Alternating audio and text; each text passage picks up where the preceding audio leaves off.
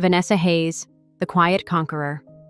Imagine your dreams stolen, your college fund gone, handed to your spoiled sister for a luxury car. That's where Vanessa Hayes begins. Betrayed by her own family, she doesn't scream or fight. She plots. Over years, she quietly seizes their company, Hayes Industries, outsmarting her clueless father and entitled sister Madison. This is no fairy tale, it's a tale of grit, revenge, and triumph. Watch Vanessa rise from nothing to rule everything, proving success isn't given, it's taken. My name is Vanessa Hayes, and this is the story of how I turned betrayal into triumph, not with screams or fists, but with patience, a calculator, and a hell of a lot of grit. It starts with a theft, not of jewels or cash, but of something far more personal, my future. My parents took my college fund, every penny I'd earned working nights at the diner, every scholarship I'd scraped together, and handed it to my little sister Madison, wrapped in the keys to a gleaming white Mercedes-Benz. I was 19, she was 17, and that car? It cost $80,000. My education? Apparently, it wasn't worth a dime to them. I'll never forget the day I found out. I'd come home from my shift, grease-stained and bone-tired, dreaming of the acceptance letter from NYU tucked in my drawer. Mom was in the kitchen, humming, and Dad was polishing the car in the driveway like it was his new child. Madison strutted out, twirling the keys, smirking. "Guess who's driving in style now, Nessie?" she said. I laughed, thinking it was a joke, until Dad looked at me, his eyes hard, and said, "We had to make a choice, Vanessa. Madison needed this more. Needed it more. Madison, who'd never worked a day in her life, who cried if her nails chipped, who'd totaled her last car texting her boyfriend." I stood there, numb, as Mom added, "You're smart, honey. You'll figure something out." Figure something out. That was their excuse for stealing 4 years of my life to pamper their princess. I could have exploded. I wanted to. But here's the thing about me.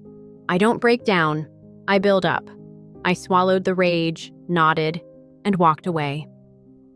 That night, I sat in my room, staring at the NYU letter, and made a promise to myself. I'd get everything they took from me, and more. Not by begging or fighting, but by outsmarting them all. They'd handed Madison a car. I'd take their whole damn empire. Hayes Industries was my family's legacy, a mid-sized manufacturing firm my grandfather built from nothing. Dad ran it now, but ran is generous. He filled the board with his golf buddies and gave Madison's deadbeat boyfriend a cushy job in marketing despite his only skill being Instagram filters. The company wasn't failing, not yet, but it was coasting on fumes, bleeding money from nepotism and dumb decisions. I'd grown up hearing Dad brag about it, assuming one day I'd inherit a piece. After the college fund betrayal, I realized he'd never see me as more than the smart one who'd figure it out. Fine, I'd figure out how to take it all. I couldn't afford college anymore, so I got smarter. I took a job at Hayes Industries, not some fancy title, but as a data entry clerk, $12 an hour, bottom of the ladder. Dad laughed when I told him. "Starting small, huh?" he said. He had no idea. I kept my head down, learned the company inside out, who mattered, who didn't, where the money flowed. At night, I studied finance online, free courses, library books, anything I could get. I saved every cent, living in a shitty studio apartment with a leaky roof, eating ramen while Madison posted selfies from beach vacations. The key was the stock. Hayes Industries wasn't publicly traded, but shares floated among family and a few loyal investors. Dad owned 60%, Mom 10%, and the rest were scattered. I started small, buying a single share from an old employee who'd retired and didn't care anymore. 500. That was my first step. Over the next 5 years, I kept going, tracking down minority shareholders, charming them over coffee, offering just enough cash to make it worth their while. I worked overtime, took side gigs, anything to fund it. By 25, I had 15%. Not enough, but a start. Meanwhile, Madison lived her dream life. The Mercedes became an Audi, then a Porsche. She dropped out of college after one semester, claiming it was beneath her, and Dad gave her a consulting gig at the company $70,000 a year to do nothing but pose for photos. Mom fawned over her. I was invisible, the workhorse they ignored. Perfect. Let them underestimate me. Every time Madison sneered, "Still slaving away, Nessie?" I smiled and thought, keep talking, princess. By 28, I'd climbed to a mid-level analyst role, still low enough to stay off Dad's radar, but close enough to see the cracks. The company was a mess. Dad's buddy in procurement was overpaying suppliers for kickbacks. Madison's boyfriend botched a marketing campaign so badly we lost a major client. Profits dipped, and Dad's solution was to throw a gala to boost morale. I watched it all, silent, buying shares whenever someone got fed up and sold. The breakthrough came when Uncle Rick, Dad's brother, hit a rough patch divorce, gambling debts. He owned 20%. I met him at a diner, slid him a $50,000 offer every dime I'd saved, and he signed it over. That put me at 30. Then I got creative. I found a lawyer who'd worked for Grandpa, still bitter about Dad firing him. He had 5%. I traded him a favor digging up dirt on a rival for his shares. 40%. I was closing in. The final piece was Mrs. Callahan, a widow with 15%. She liked me, always had, and hated how Dad ran things.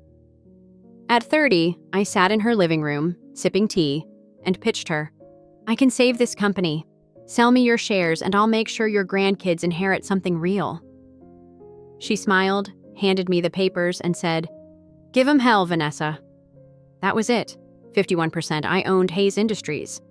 Dad just didn't know it yet. The annual shareholders meeting was in March 2025, a week ago today. Dad strutted in, suit crisp, expecting applause for another year of coasting. Madison sat beside him, scrolling TikTok, probably planning her next vacation. The room was packed board members, investors, employees. I wore a plain blazer, nothing flashy, and took my seat near the back. When the ownership vote came up, Dad started his usual speech about family legacy. I stood, calm as ever, and said, "I'd like to call a vote." He frowned. "What's this about, Vanessa?" I handed the secretary my documents proof of 51% ownership, notarized, airtight. The room went silent. Dad's face turned red, then white. "What the hell is this?" he barked. "It's a takeover," I said. "I own the majority. I'm removing you as CEO effective immediately." Gasps. Madison dropped her phone. Mom clutched her pearls. I kept going, voice steady. This company's been mismanaged for years. Favoritism, waste, incompetence. That ends now. I've got a plan to turn it around, and it starts with accountability. The vote was a formality. With 51%, I won. Dad stormed out, shouting about betrayal. Madison just stared, like a deer in headlights. Mom cried, "How could you?" I looked at her and said, "How could you?" Then I took the stage, outlined my vision: lean operations, fair hiring, real growth, and watched the room shift. People nodded. They believed me. I'd earned it. A week later, I'm in the CEO's office, my office looking out over the factory floor. The company's already stabilizing. I fired the dead weight, renegotiated contracts, and profits are ticking up. Then there's Madison. Yesterday, she showed up, RSM in hand, begging for a job. No car, no attitude, just a scared kid who'd burned through her trust fund. I hired her, entry level, $15 an hour. "Prove yourself," I said. She nodded, eyes down. Mom and Dad barely speak to me, but I don't care. They made their choice years ago. Standing here, I think about that college fund, that Mercedes, the years of sacrifice. I didn't just take the company. I rebuilt it. Proved I was more than they ever saw. Success isn't handed down, it's forged. And as I watch the machines hum below, I know one thing for sure. I've only just begun. The view from the CEO's office is stunning rows of machines churning out parts, workers moving with purpose, but it's not what keeps me up at night. People think the takeover was my big moment, the end of the story. They're wrong. That meeting was just the spark. The real fire's been burning for years, and it's still roaring. Let me take you back to how I got here, because the truth isn't pretty. It's late nights, cheap coffee, and a heart that learned to stop breaking. After they took my college fund, I didn't cry. I calculated. Hayes Industries was a gold mine rotting under Dad's ego, and I knew if I could get my hands on it, I'd turn it into something unstoppable. But at 19, with no degree and $200 in my bank account, I was starting from less than zero. The diner job wasn't cutting it, so I walked into Hayes Industries one Monday morning, RSM in hand, a single page of high school grades and burger flipping experience, and begged for anything. They gave me data entry in a basement cubicle, surrounded by flickering fluorescents and stacks of invoices. $12 an hour. I took it. That first year was hell. I'd clock in at 8 a.m. typing numbers until my fingers ached, then go home to my $400 a month apartment, a closet with a mattress on the floor, and a hot plate that sparked if I looked at it wrong. I'd study until 2 a.m., hunched over a secondhand laptop, learning about stocks, mergers, corporate law. Sleep was a luxury I couldn't afford. Meanwhile, Madison was posting photos from Cancun, Dad's credit card funding her margaritas. I'd scroll X late at night, see her captioned, "Living my best life," and feel this hot, tight knot in my chest. Not jealousy fuel. My first share came from Eddie, a grizzled ex-foreman who'd retired with a bad back and a grudge against Dad. I found him through an old company directory, called him up, and met him at a dive bar. He nursed a beer while I pitched. "One share, $500. I'm building something." He squinted at me, then laughed. "You're that Hayes girl, huh? The quiet one. All right, kid, it's yours." I handed him the cash 2 months' rent and walked out with a piece of my future. That was the high. The low was eating peanut butter sandwiches for a week after. Years blurred together after that. I'd work all day, smile at Dad when he breezed by with his "how's my girl" routine, then spend nights hunting shareholders. I got good at it, tracking them down on X, LinkedIn, even cold calling. I'd meet them anywhere. Park benches, greasy spoons, their living rooms. I'd listen to their gripes about Dad's mismanagement, nod, and say, "I can fix it. Sell to me." Some laughed, some pitied me, but enough said yes. By 25, I had 15%, funded by overtime and a side hustle proofreading essays for rich kids who'd taken my college spot. Dad never noticed. He was too busy golfing with his cronies or showing off Madison's latest achievement, like the time she designed a company logo that looked like a toddler's doodle. He paid her $10,000 for it. I saw the invoice on my desk, and it took everything not to shred it. Instead, I filed it away, another brick in my case against him. Madison, though, she saw me watching. "Jealous much, Nessie?" she'd say, flipping her hair. I'd smile, say nothing, and buy another share that night. The sacrifices piled up. Friends drifted away. I couldn't afford drinks or time. Dating? Forget it. Who'd stick around for a girl who smelled like printer ink and talked about EBITDA? My 20s were a grind, but every share was a step closer. I'd lie awake, tallying percentages in my head.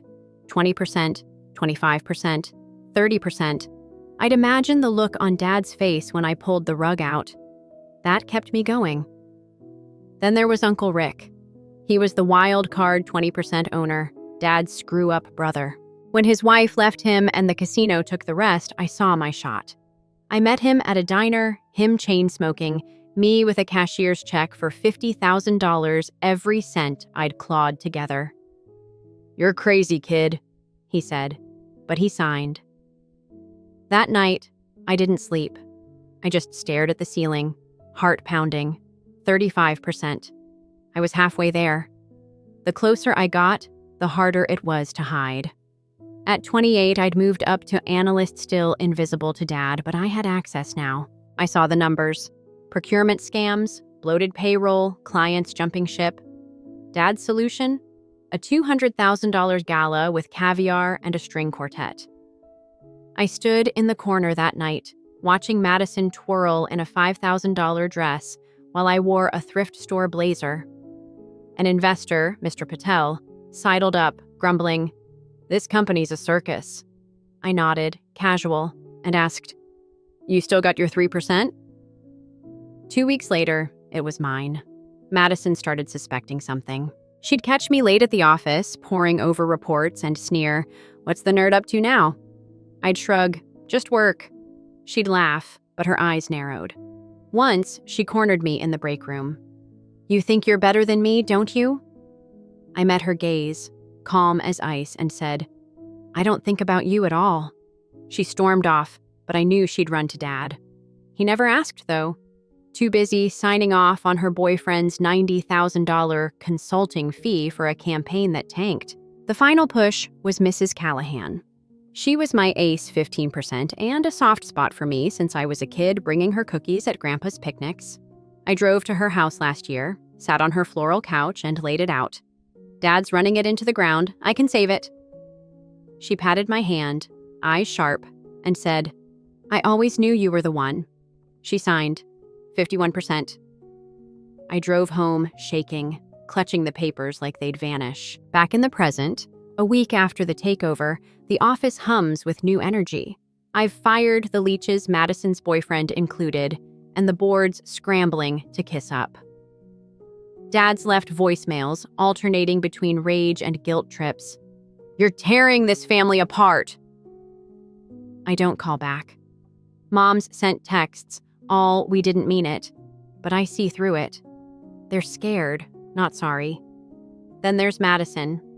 She showed up yesterday, no makeup, hair in a messy bun, holding a crumpled RSM. "I need a job," she mumbled. I leaned back in my chair, Dad's old chair, and studied her. The brat who'd called me Nessie was gone, replaced by someone small, desperate.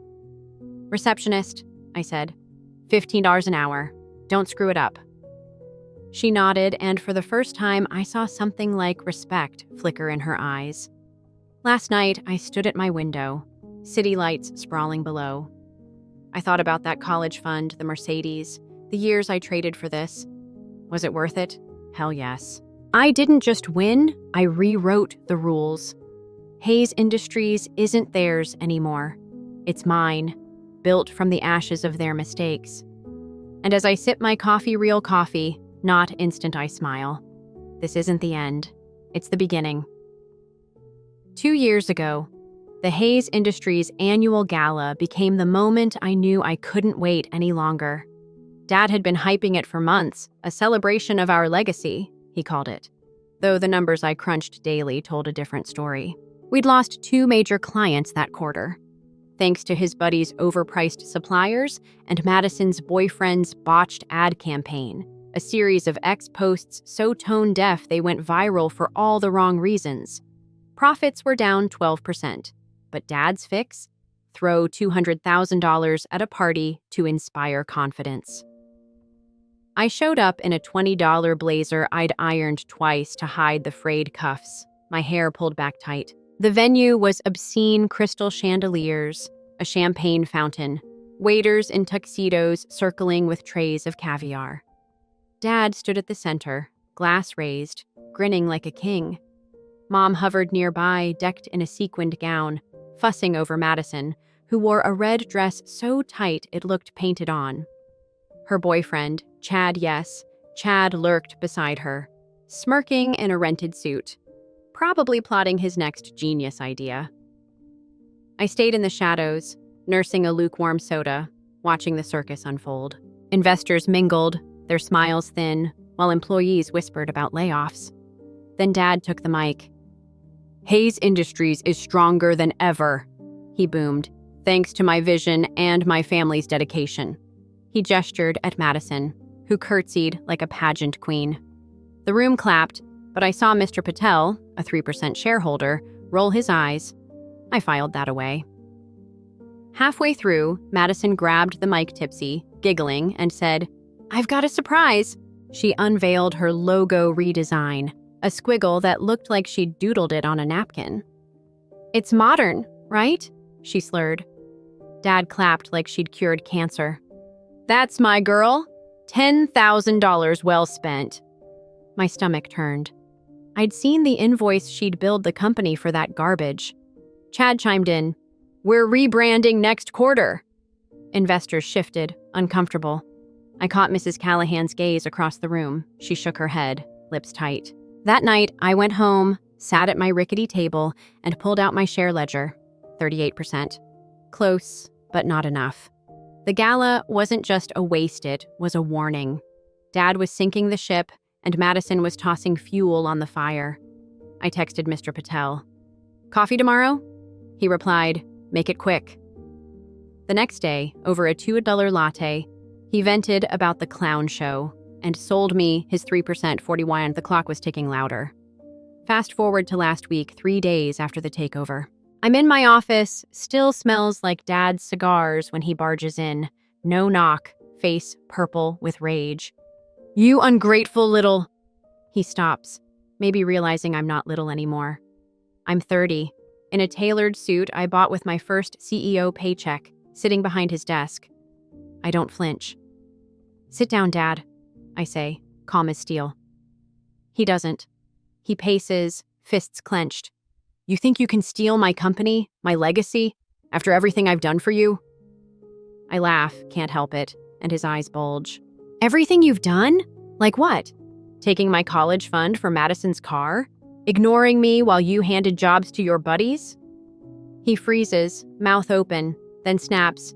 "That was a family decision. You were fine." "Fine?" I stand, voice low but cutting. "I worked nights while she partied. I lived in a dump while you bought her a Porsche. I built this," I slap the desk, "while you ran it into the ground. Don't talk to me about fine." He blinks, deflating a little, but then he tries guilt. "You're tearing us apart, Vanessa. Your mother's a wreck. Madison's lost." I lean forward.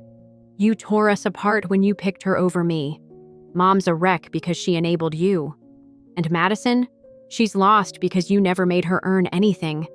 I'm not here to fix your mess. I'm here to fix the company." He stares, jaw tight, then mutters, "You're no daughter of mine," and storms out. The door slams.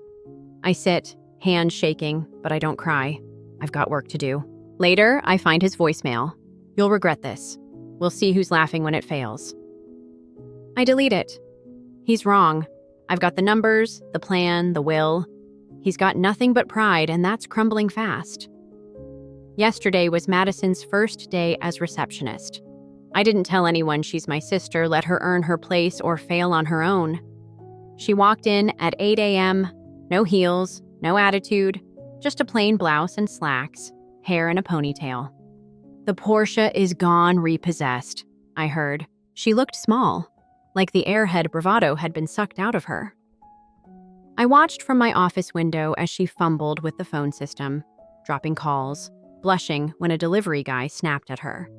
At lunch, she sat alone in the break room, picking at a sandwich, no Instagram, no selfies. Around 2 p.m., she knocked on my door, eyes down. "Can I ask something?" Her voice was quiet, not the shrill whine I knew. I nodded. "I messed up a client call. They're mad." "What do I do?" I could have snapped, "Figure it out, princess," but I didn't. "Call them back," I said. "Apologize, fix it, don't let it happen again." She nodded, then hesitated.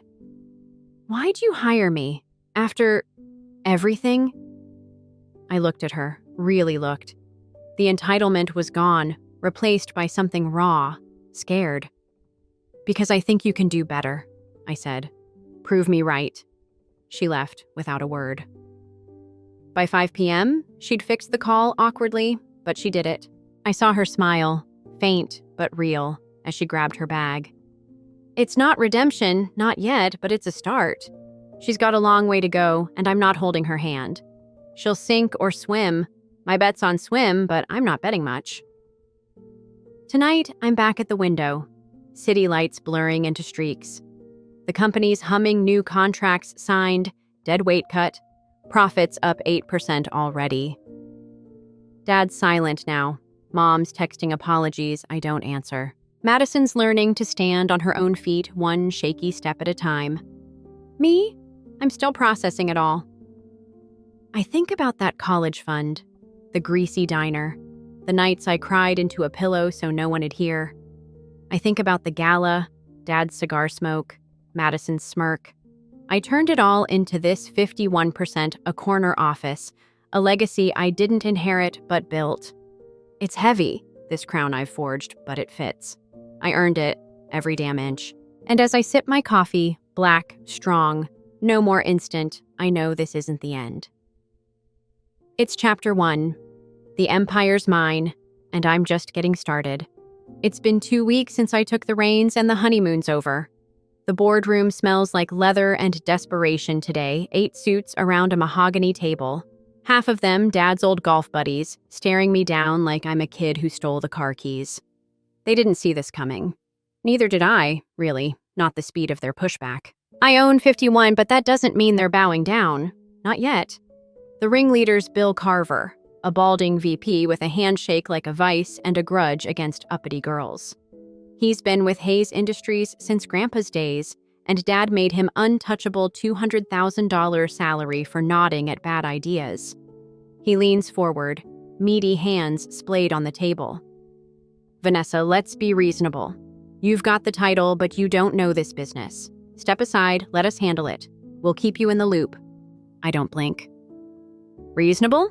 You mean like overpaying suppliers 30% for kickbacks?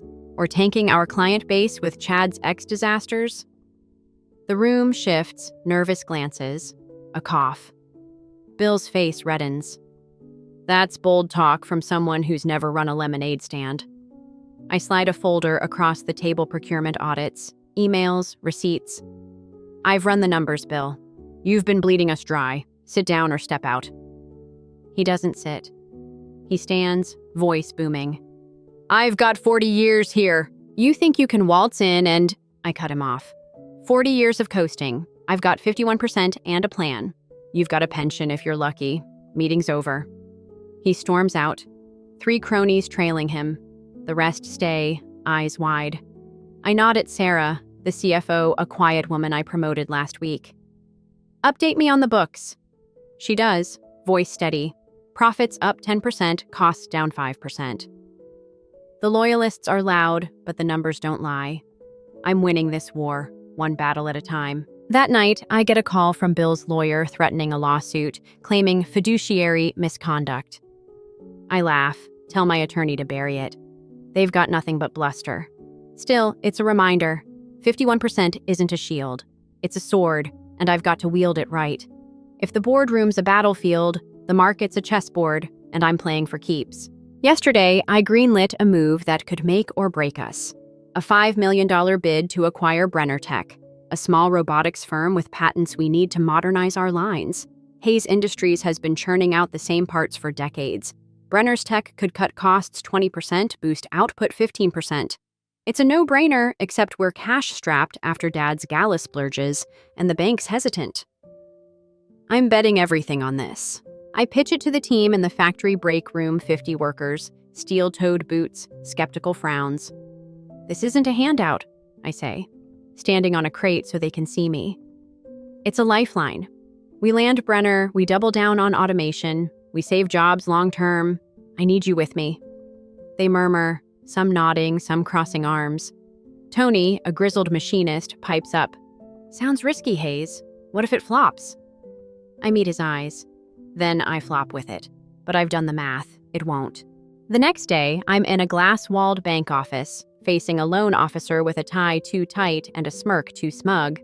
Ms. Hayes, your company's a mess. Why should we back this? I slide him my projections spreadsheets I've lived in for months.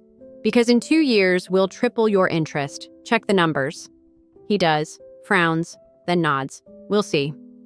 3 hours later, the loan's approved. $5 million. My hands shake as I sign, but I don't let it show. Brenner's CEO takes the deal that night over a handshake and cheap whiskey. By morning, X is buzzing Hayes Industries bets big on robotics, and our stock value jumps 8%. The board's quiet now, even Bill.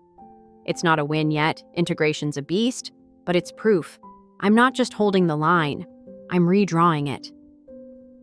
Last night, Mom showed up at my apartment unannounced, clutching a casserole like it's a peace offering. I've upgraded since the takeover, a one-bedroom with a view. No leaks, but it's still bare. Just a couch and a desk piled with work. She steps in, eyes darting, then sets the dish on my counter. Vanessa, we need to talk. I don't sit. About what? The company? Madison? The college fund you never apologized for? She flinches, hands twisting her scarf. We thought we were doing right by her. She's fragile. I scoff. Fragile? She's spoiled. There's a difference. Mom's eyes well up. You're so hard now. What happened to my sweet girl? I step closer, voice low. She grew up. You and Dad picked Madison every time, her car, her vacations, her fake job.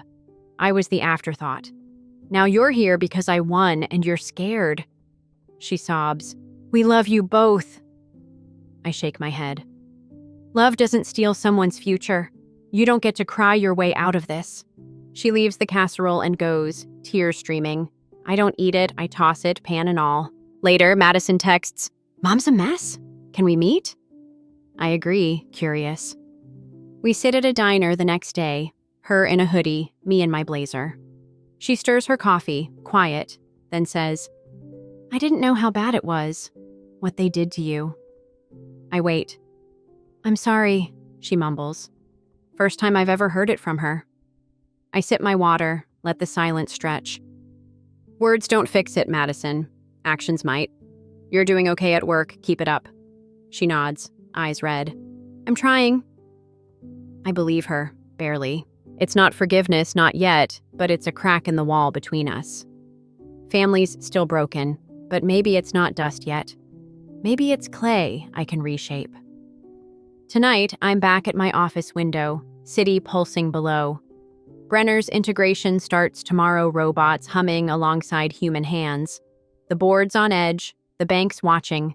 Madison's clocking in at 8 a.m. I've got a stack of reports and a headache brewing, but I feel alive. This is what I traded my 20s for. Not revenge, not really, but power I earned piece by piece. I think about Dad's last voicemail, Mom's casserole, Madison's sorry. They're shadows now, fading against the light I've built. Hayes Industries isn't theirs anymore. It's mine, and it's growing. I pour a coffee, raise it to the skyline, and whisper, here's to the long game.